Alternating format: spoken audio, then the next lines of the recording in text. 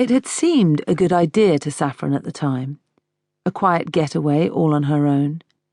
She could escape from Max, escape from work, her parents, London, everything, basically. She would leave it all behind and enjoy a few days of rural bliss in a Suffolk village, while she worked out what on earth she was going to do. Baker's cottage had looked delightful online, the perfect place to enjoy some peace and solitude. With its thatched roof and double frontage painted the colour of vanilla ice cream, it was like something from a children's storybook. A warm, welcoming place, she imagined, with home-baked muffins cooling on a tray, and the softest, most blissfully enveloping beds.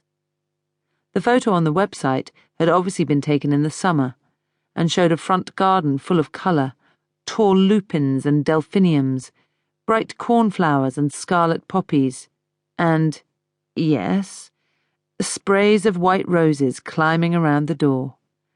She could practically smell their fragrance as she spontaneously clicked her mouse and made the booking.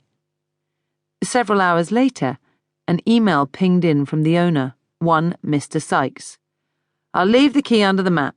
Full instructions for everything else in a folder inside. Have a splendid New Year. Yours, Bernie." After living in London for 17 years, the thought of leaving a door key anywhere other than safely in a handbag close to your body felt completely alien. How charming, she thought. How heartwarmingly trusting. Ha! More fool her. She should have known such slapdash arrangements could only mean trouble. It was dark when she arrived, and she had to drive around Larkmead several times before eventually spotting the sign reading Pear Tree Lane, half covered in shrubbery. There was no proper street lighting, so she crawled along the road, headlights blazing, peering blindly at the shadowy houses on either side. Then, once she'd finally found the cottage itself, she lifted the mat to find a complete absence of keys. Off to a great start. 2 fruitless phone messages later, she was grateful for the helpful neighbour who produced a spare key. But once inside, it took only seconds before the cold water of disappointment poured all over her. In reality, the cottage was a lot less delightful than she'd anticipated. Damp, cold, and clammy, as if no living human had set foot inside for weeks on end.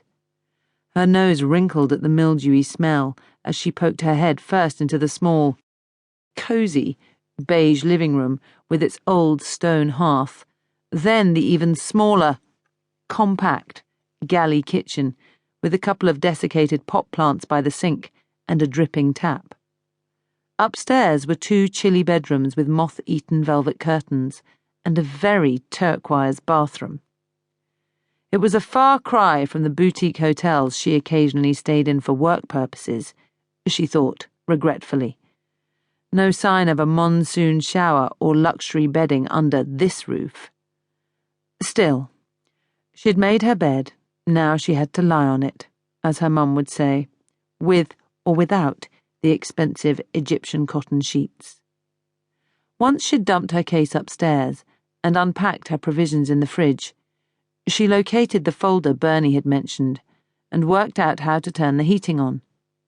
The boiler obediently rumbled into life. The radiators began valiantly belting out heat, and she found her spirits lifting a little as she made herself a cup of tea and sank into the squidgy cord sofa. Maybe this would be okay after all. She had warmth, she had solitude. Her phone was off, and her out-of-office email reply was on. She didn't have to do a single thing now for 3 whole days, except relax, go for long walks in the countryside, read books, and sleep.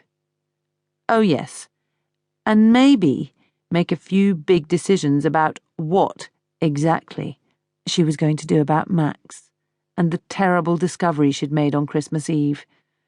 But not now. That could wait. Saffron's temporary peace and tranquility didn't last long, not even the night.